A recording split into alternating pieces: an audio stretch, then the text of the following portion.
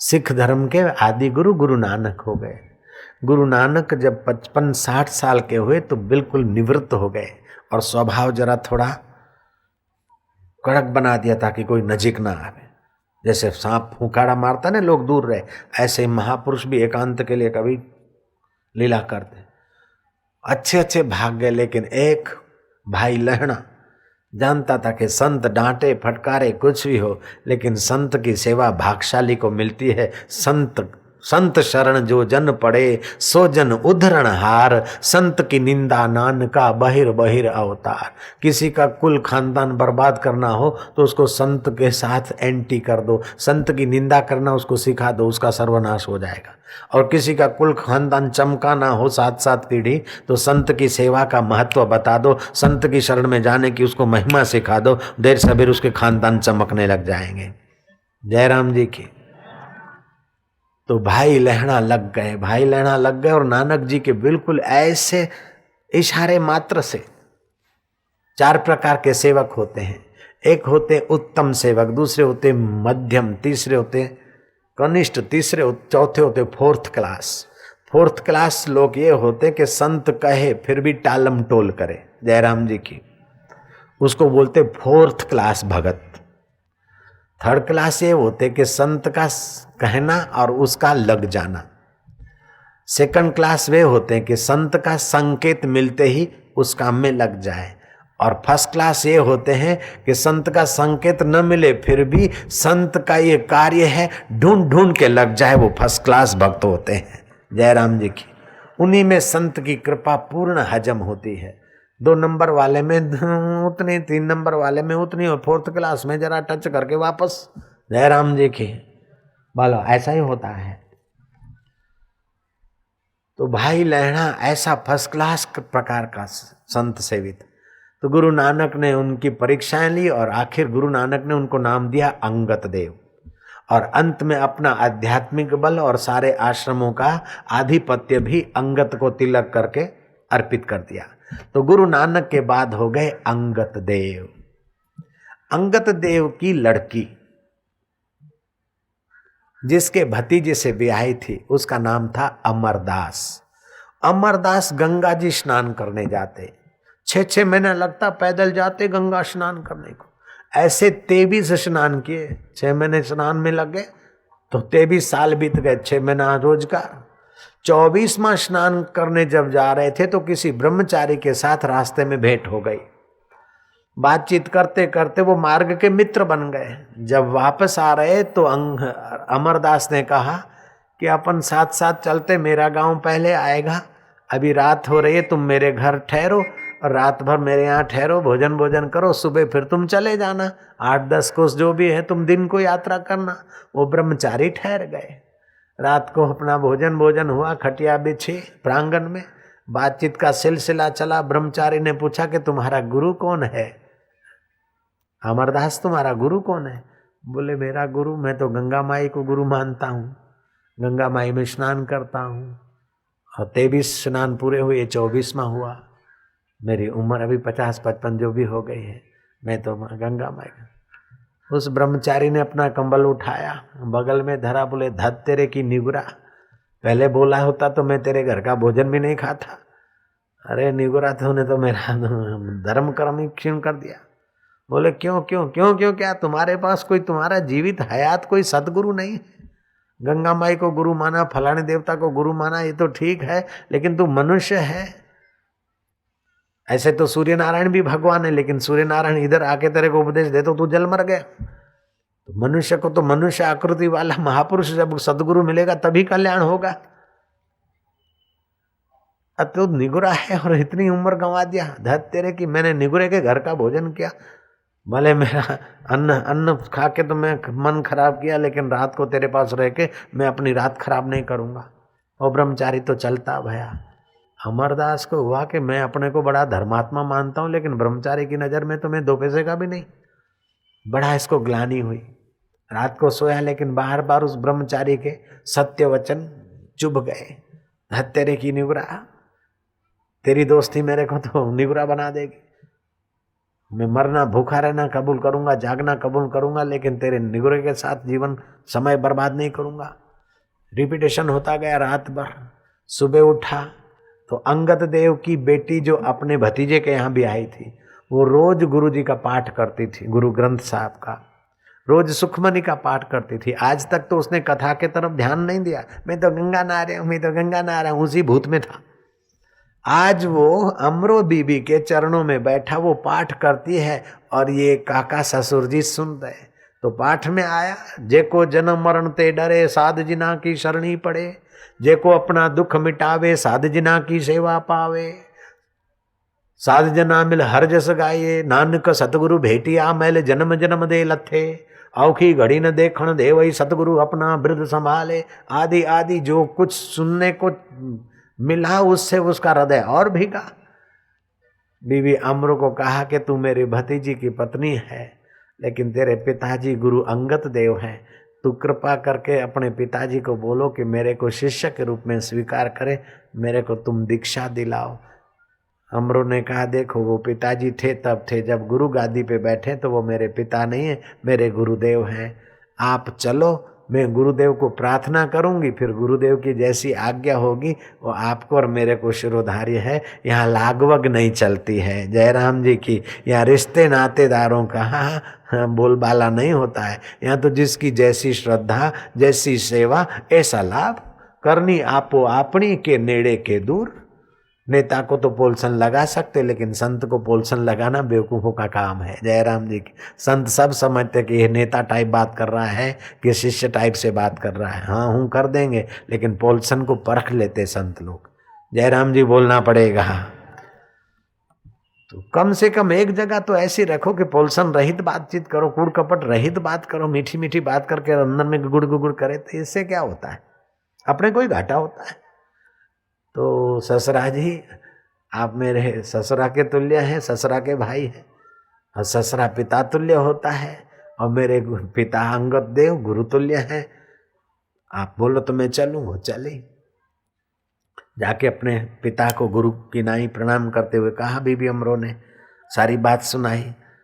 तब गुरु नानक की गादी पे बैठे हुए गुरु अंगद देव ने कहा कि रात भर इसने प्रायश्चित किया है, आंसू बहाए हैं, ब्रह्मचारी के महीने ने इनके पाप धो डाले, मैं इनको दीक्षा दूंगा। दीक्षा 3 प्रकार की होती, मंत्री दीक्षा, शांभवी दीक्षा और स्पर्श दीक्षा। मंत्री दीक्षा तो कोई भी दे दे, लेकिन कोई दे उससे कोई काम नहीं होता। जिसने अपना मंत्र सिद्ध किया और आत्मशक्ति पाया है, उसी महापुरुष की मंत्री दीक्षा मिलती है, तब जीवन में चमक आती है। फिर वो शांभवी दीक्षा दृष्टि के द्वारा कृपा करनी होती है, अपना तपस्या का कुछ किरण देना होता है। सुखदेव जी महाराज ऐसे थे।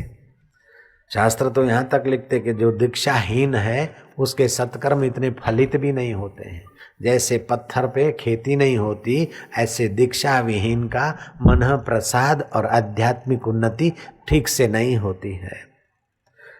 आकल्प जन्म कोटि नाम, आकल्प जन्म कोटि नाम, यज्ञ व्रत तप क्रिया, यज्ञ तप क्रिया, ता सर्वा सफला देवी, ता सर्वा सफला देवी, गुरु संतोष मात्रतः, गुरु संतोष मात्रतः। भगवान शिव कहते हैं गुरु गीता में, वो गुरु गीता स्टॉल पर मिलेगी, उससे बहुत सारे विघ्न बाधा भी दूर हो जाते हैं। भूत प्रेत आदि का जिनको प्रॉब्लम है वो गुरु गीता पढ़ के पानी छाटते तो ठीक हो जाता है।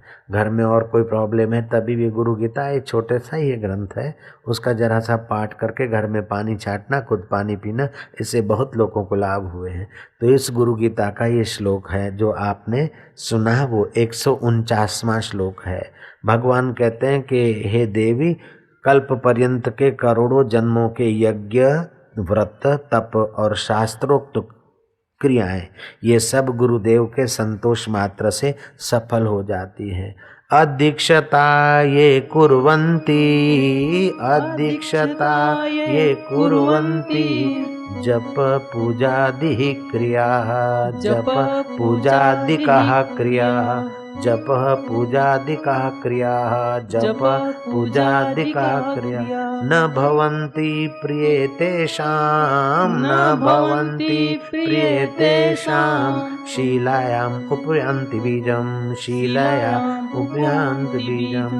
हे प्रिय अदीक्षित व्यक्ति, निगुरा व्यक्ति, अदीक्षित अवस्था में जो व्यक्ति जप पूजा आदि करते हैं वे पाषाण पर बीज बोने के समान निष्फल हो जाता है। उनके हृदय में आत्मफल, आत्मज्ञान या आत्म अनुभव नहीं होता है। अदीक्षता ये कुर्वन्ति जप पूजादिकः क्रियाः न भवन्ति प्रिये तेषां शीलायाम उक्त बीजवत।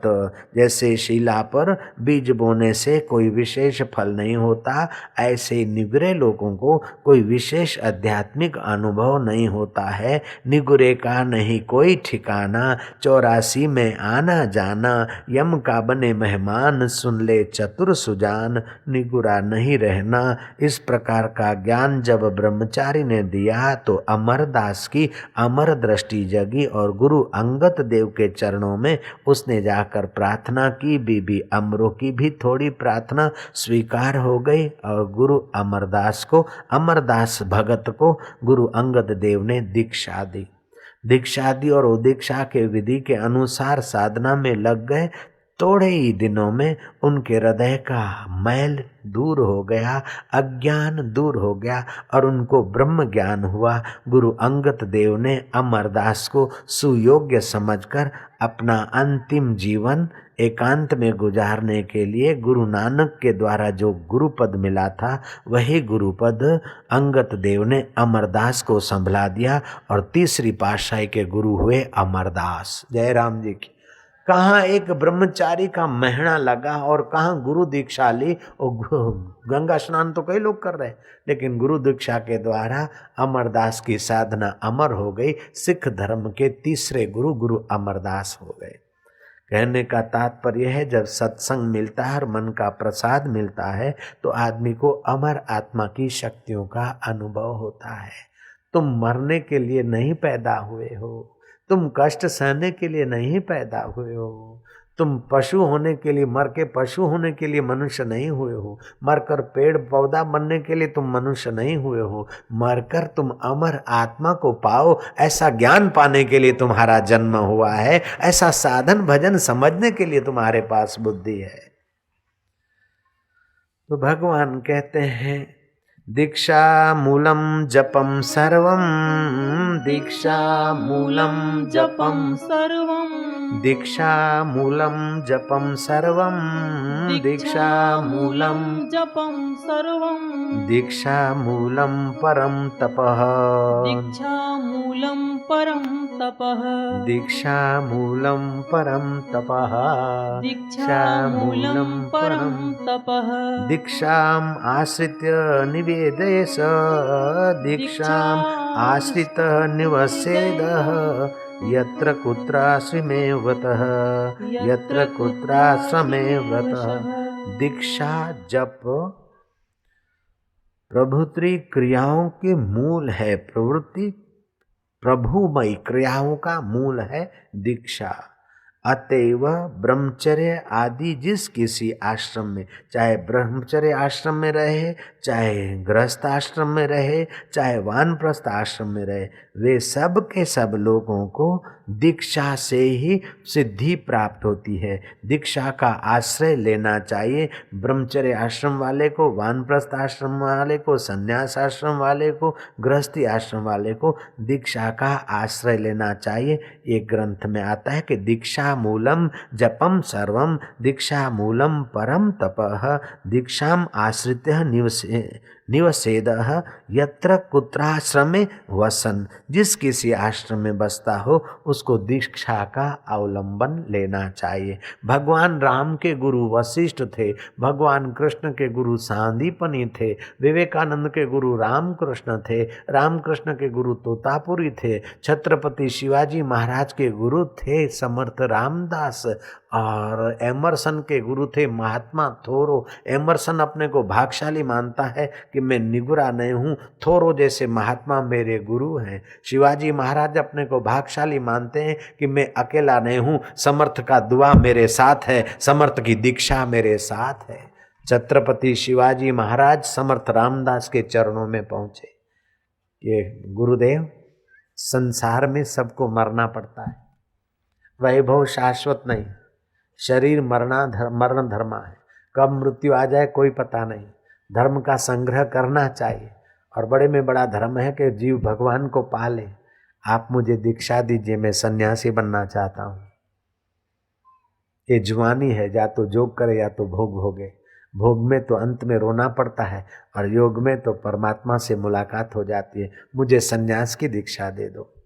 समर्थ रामदास ने देखा कि शिवा जैसा प्राण बल वाला, मनोबल वाला जुआन अगर सन्यासी हो जाएगा तो अकेले का उद्धार होगा, लेकिन कर्म सन्यास की दीक्षा दूंगा तो भारत का उद्धार करेगा। देखो गुरुओं की दृष्टि कितनी बढ़िया है। समर्थ रामदास कहते कि शिवा, मैं तेरे को दीक्षा तो दूंगा लेकिन सन्यास की दीक्षा नहीं देता हूं, तेरे को बाबा जी बनाने वाली दीक्षा नहीं देता हूं मैं, लेकिन बाबा जियों को जो लाभ होता है ऐसा लाभ तेरे को हो, वो दीक्षा दूंगा। बेटा, भारतवासी डरपोक हो गए और उनके डरपोक होने से बदमाशों और लुच्चों का हौसला बुलंद हो गया है। सुकड़ते रहते बेचारे। बहू बेटी की भर बाजार में मजाक होती है और दूसरा चुप बैठे कि क्या करे, उनका शासन है, फलाना शासन है, तो मुगलों से दबे हुए हैं। और तेरे जैसा पुरुष अगर संन्यास लेके चला जाएगा तो इन डरपोकों का डर कौन दूर करेगा। इसलिए शिवा, मैं तुझे कर्म संन्यास की दीक्षा दूंगा। कर्म करते रहो, लेकिन कर्म का फल अपने लिए नहीं, बहुजन हिताय बहुजन सुखाय, ईश्वर प्रीति के लिए कर्म। कर्म संन्यास योग की दीक्षा दूंगा। गुरु ने दीक्षा दे दी। हम भी जब आप लोगों को दीक्षा देते हैं तो हम सन्यासी की दीक्षा नहीं देते। तुम घर बार छोड़ के बाबा जी बन जाओ ऐसी दीक्षा हम नहीं देते। हम दीक्षा देते तुम कर्म संन्यास की दीक्षा। कर्म करते रहो। माई घर में रह के सन्यासी को जो लाभ होता है, जो जोगी को लाभ होता है, वो माई को घर में बैठे बैठे लाभ हो, ऐसी दीक्षा हम लोगों को अभी चाहिए। सब सन्यासी बन जाएंगे तो सन्यासियों का उपदेश कौन सुनेगा? जयराम जी की। सन्यासियों का पूजन और सेवा कौन करेगा? जयराम जी की बोलना पड़ेगा। डोंगरे महाराज जी ऐसा कहते थे। डोंगरे महाराज और हम एक साथ में मालसर में रहते थे शुरू में।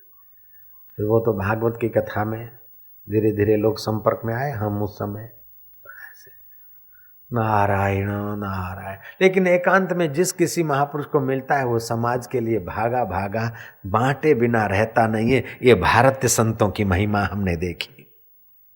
सेठ को धन मिलता है तो तिजोरी के तरफ अथवा शेयर मार्केट के तरफ भागता है, अथवा 5 साल में दुगना इंदिरा विकास पत्र लेकर धरता है। सेठ को धन मिलता है तो तिजोरी बढ़ाने को चलता है। नेता को कुर्सी मिलती तो चमचों के तरफ निहारता है, और संत को जब खजाना मिलता है तो लोगों के तरफ भागता है, लुटाता है और लोगों का कल्याण चाहता है। जयराम जी तो बोलना पड़ेगा।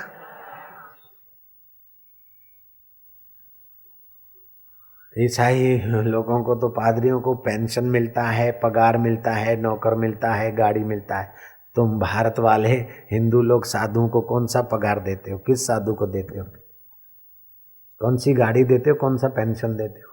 जिस माँ ने दूध पिलाया, जिस बहन ने मुंह से बचाकर खिलाया, जिस भैया ने उंगली पकड़ के स्कूल में पढ़ाया और ले गया, उस भाई को, उस माँ को, उस कुटुंबियों को छोड़कर भारत का साधु गिरी गुफा में तप करता है, साधना करता है, 7-7 साल बिताता है। उपनिषदे योग, पतंजलि योग, लय योग, हठ योग, कुंडलनी योग, नादानुसंधान योग, व्यवहार योग सब पाता है, सीखता है और फिर गाँव-गाँव में बांटता है और बदले में जो कुछ मिलता है वो समाज के लिए संस्था बना देता है। ये भारत के संत की उदारता है, महिमा है, करुणा है। जयराम जी बोलना पड़ेगा। चीन की दीवार मशहूर है, कोविड का पेट्रोलियम मशहूर है, और भारत के संत अभी भी दुनिया में मशहूर हैं। जयराम जी बोलना पड़ेगा भांजे। नारायण हरि बोलो नो, नारायण हरि, नारायण हरि, नारायण। शिवा को दीक्षा दी गुरु जी ने। दीक्षा के समय गुरु के हाथ से कोई चीज मिल जाती तो गुरु का भाव, गुरु की प्रसन्नता उसमें होती। गुरु जी के पास कोई फल फ्रूट तो था नहीं उस समय। गुरु जी उठाकर एक चुल्लू भर के, खोबा भर के मिट्टी दिया शिवा को। अब गुरु के हाथ की दी है, उसने तो अपने कपड़े में बांध लिया गठरी। ए बेटा इधर वो घोड़े के बस्तल में से लीद लिया। लीद का तगारा आया और गुरु ने भर के एक अंजलि लीद दे दिया घोड़ों की। फिर नारियल पड़ा था, उठा के गुरु ने दे दिया। गुरु को प्रणाम करके जो कुछ दक्षिणा बक्षिणा रखना था रख के शिवाजी घर पहुंचे। जो खाली होता है वो गुरुओं के पास खाली जाता है, जो भरा भाव का होता है तो कुछ न कुछ रखे बिना जाता ही नहीं। तो शिवाजी तो भरे भाव के थे, कंगाल तो थे नहीं। अपना जो कुछ कवर बवर रखना था शिवा ने रखा। माँ के पास गया कि हे पुण्यशीला मातेश्वरी, गुरु जी ने मुझे प्रसाद में मिट्टी दी है। वो है तो प्रसाद, लेकिन इस प्रसाद को क्या ऐसा उपयोग करें, खाएं तो पतरी हो गई। लीद दिया है और नारियल दिया है। माँ ने क्षण भर थोड़ा शांत चित्त किया। शिवाजी की माता भी कम नहीं थी, बुद्धिमता थी, भारत संस्कृति का ज्ञान भरा था उसमें। और बेटा ऐसा वीर पैदा करूं कि लोगों के आंसू पहुंचे। ऐसा नहीं बेटा बड़ा होगा, गाड़ी लाएगा, बड़ा होगा, डॉक्टर होगा, लोगों को चीर चीर के माल लाएगा और माँ को कारों में मर्सिडीज में घुमाएगा, ऐसी लोरी नहीं देती थी। बड़ा होगा, लोगों के आंसू पूछेगा, बहादुर बनेगा, वीर बनेगा। एक बार शिवाजी भागा भागा आया जीजाबाई के पास कि कुछ लोग बेचारे दुखी होके गांव छोड़ के जा रहे हैं, तो माँ तुम्हारी आज्ञा हो तो मैं उनको बुलाऊं अपने यहाँ भोजन कर ले। माँ ने कहा तुम मेरा बेटा होकर पूछने आया है कि गरीबों की सहायता कर, कहीं गलती हो गई। माँ ने जांचा कि हाँ, एक बार मैं कपड़ा धोने में लगी थी और तू छोटा था तो दाई ने तुझे दूध पिला दिया था, इसलिए तू कमजोरी की बात करता है, नहीं तो शेरनी का बेटा और कायरता की बात करे। हालांकि मैंने तुझे मुंह में उंगली डाल के काकड़े में वमन भी करा दी, फिर भी कोई एक आध बूंद कमजोर विचारों का रह गया, नहीं तो मेरा बेटा और किसी की सहायता करने के लिए पूछने आए। कैसी थी भारत की नारियां। ये कथा सुनकर आप ताली बजाती हो, धन्यवाद है, लेकिन अपने जीवन में भी ऐसा कुछ लाओ, बेटों को ऐसा बनाओ कि गरीब गुरबे के, अनाथ असहाय के आंसू पहुंचने हो। उस वक्त मेरे से बेटा पूछा मत कर, किसी को 2 रोटी देना है तो मेरी आज्ञा की जरूरत नहीं है, किसी को 5-25 रुपया कुछ देना है तो हमसे पूछ मत, हमारा मन बेईमान हो सकता है। जय राम जी की। बच्चों को ऐसा औदार्य सुख बनाओ। क्लबों में सत्यानाश करने जाए, अपने लिए गाड़ियों में पेट्रोल जलाए, इससे किसी गरीब गुरबे की सेवा करने में तुम्हारा बेटा आगे आ जाए तो भाग्य है तुम्हारा। मैं तो धन्यवाद देता हूँ सिंधी माई को, तीर्थ बाई को, जिसका पति चना गरम एक थाल लेके बेचता था, फिर बेटे को वही काम दिया, पति कमजोर हो गए। बेटा कंवर कोहर बेचता है, बेटा कोई साधु संत मिल जाए तो कोहर के पैसे नहीं लेना, हाथ जोड़कर उनकी सेवा कर लेना। संत मिल गए, भूखे प्यासे थे, सारे कोहर जो बेचने के लिए जा रहा था, कोहर मतलब वो चोले उबले हुए मिर्च मसाला डाल के 2-2 पैसे के बेचते, वो सारे संत जमात को कोहर खिला दिए। संतों ने बोला कितने पैसे? बोले नहीं, मेरी माँ ने कहा कि संत की सेवा भाग्यशाली को मिलती है महाराज, मेरे को दक्षिणा रखने को तो कुछ नहीं है, आप मेरे को ही दक्षिणा में स्वीकार करो। संत लेते थोड़ा और ज़्यादा दिए बिना रहते नहीं। अच्छा बेटा बैठो, श्वास को देखो, श्वास अंदर आए 1, बाहर जाए राम, गिनती करो। श्वास गिनने में उनकी मन की एकाग्रता हुई। संत ने नूरानी निगाह डाली, वो कंवर संत कंवर बन गया और लाखों लोग अभी उनको जानते, साईं कंवर राम की जय बोलते लोग। कहाँ तो कोहर बेचने वाला लड़का और कहाँ महान संत के संग में उनको महान बना दिया। ऐसी ऐसी माताएं होती है। तो शिवा की माता भी ऐसी थी। महाराष्ट्र में अभी शिवाजी महाराज होकर पूजे जा रहे। जयराम जी बोलना पड़ेगा, नहीं तो ऐसे कई जवान पैदा हुए और लवर लवरियों के पीछे मर गए, मिट गए, प्रेतों के भटकते होंगे मुसोलिन जैसे, कोई नहीं पूछता है। लेकिन शिवाजी महाराज की जय महाराष्ट्र में बोलते हैं। शिवसेना वालों से पूछो शिवाजी महाराज कौन है, जानते सब लोग, अमी जानते, तुम ही जानते, सगळे जानते भाई। क्योंकि गुरु दीक्षा का प्रभाव है। माँ ने कहा बेटा गुरु ने दीक्षा दी है, मिट्टी दी है ना पुत्र, तू महीपति बनेगा, धरती का स्वामी। माँ मैं महीपति, मुगलों का राज्य और मेरे पिता छोटे से दरबारी और मैं राजा बनूंगा? बेटा संत का संकल्प है, तू राजा बन के ही रहेगा। माँ लीद दिया, बोले तू राजा बनेगा तो तेरे पास बहुत सारे घोड़े होंगे बस्तल में, इसलिए गुरुजी ने तेरे प्राण संकट में आएंगे तो गुरुजी की कृपा घोड़े के द्वारा भी तेरी रक्षा करेगी। ये गुरुजी ने आशीर्वाद दे दिया। कहते हैं मुगलों के षड्यंत्र चक्र में फंसे थे शिवाजी, और किले में फंसे थे, और फिर किले से बाहर निकलने का कोई उपाय नहीं था। जोर से घोड़ी ऐसी दौड़ाई कि किला कूद गई। तो कांग्रेस की घोड़ी मर गई क्या, भाजपा की घोड़ी मर गई क्या? अभी तो दौड़ा के दिखाओ, नहीं कूदती।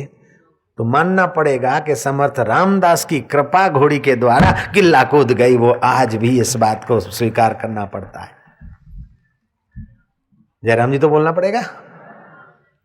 तीसरी बात है नारियल दिया गुरु ने, बेटा तू राजा बनेगा, तेरे इर्द गिर्द खुशामदखोर होंगे, तेरे द्वारा अच्छे काम होंगे तो यश भी होगा।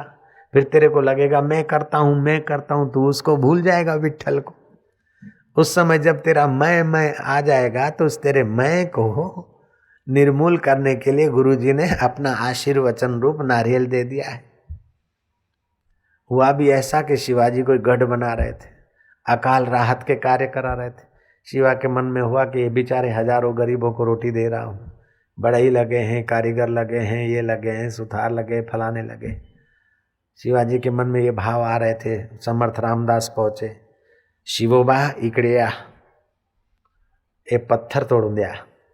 आज्ञा मिली, हजारों मजदूर धड़ाक धम पत्थर की चट्टान एक तोड़ी।